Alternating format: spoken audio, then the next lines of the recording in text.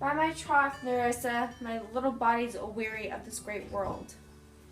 They would be, sweet madame, if your miseries were in the same abundance as your good fortunes are. Good sentences, and well pronounced. They would be better if well followed. Is it not hard, Nerissa, that I cannot choose one nor refuse none?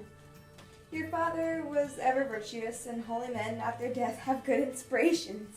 Therefore the lottery that he hath devised in these 3 chests of gold, silver, and lead, whereof who chooses his meaning chooses you, will no doubt never be chosen by any rightly, but one who shall rightly love. But what warmth is there in your affection towards any of these princely men to come? I pray thee, overname them, and as thou namest them, I will describe them, and according to my description, level of my affection. Let's look on Tinder. I got a message from some kind of name that I cannot even pronounce. It looks like I have a new match. Well, that seems to be the Neapolitan prince. Aye, that is cool indeed. For he doth nothing but talk of his horse, and he makes a great appropriation to his own good parts, but he can shoe him himself. Well, then there's the County Palatine. He doth nothing but frown, as who should say, and you will not have me choose. He hears merry tales and smiles not. I fear he will prove the weeping philosopher when he grows old, being so full of unmannerly sadness in his youth. I'd rather be married to a death's head with a bone in his mouth. So. I say you the French lord, Monsieur Le Bon. I know it is a sin to be a mocker, but he hath a horse better than the Neapolitans, a better bad habit of frowning than Count Palatine. He is every man and no man. He will fence his own shadow. If I should marry him, I should marry 20 husbands. What say you then to Falconbridge, the young Baron of England? No, I say nothing to him, for he understands not me nor him. He hath neither Latin, French, nor Italian, and he come to the court and swear I have poor pennyworth in the English.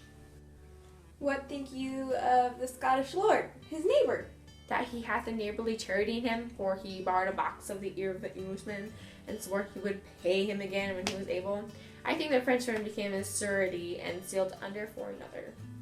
How like you the German, the Duke of Saxony's nephew? Very rarely in the morning when he is sober, and most rarely in the afternoon when he is drunk. Yeah. If he should offer to choose the right cassock, you should refuse to perform your father's will if you should refuse to accept him. Therefore, for fear the worst, I pray thee, set a deep cross of Rhinus wine on the contrary casket. For if the devil be within and not temptation without, I know he will choose it.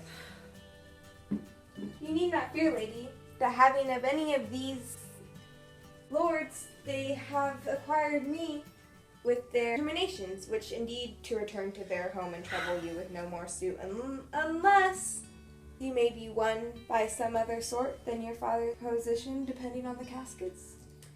If I live to be as old as Sibylla, I will die as chaste as Diana, unless I be obtained from the manner of my father's will. In your father's time, a Venetian, a scholar and a soldier that came hither to company with you of the Marquis of Montferrat? Yes, it was Bassanio, as I so called. I remember him well, and I remember him worthy of thy praise. Let me go fetch the serving man. How now, what news, serving man? The 4 sages seek for you, madam, to take their leave, and for the forerunners come from a 5th. The Prince of Morocco, who brings word the prince, his master, will be here tonight. If I could bid the 5th welcome with so good a heart as I can bid the other 4 farewell, I should be glad of his approach. If he have the condition of a saint and the complexion of a devil, I had rather he should starve me than wive me.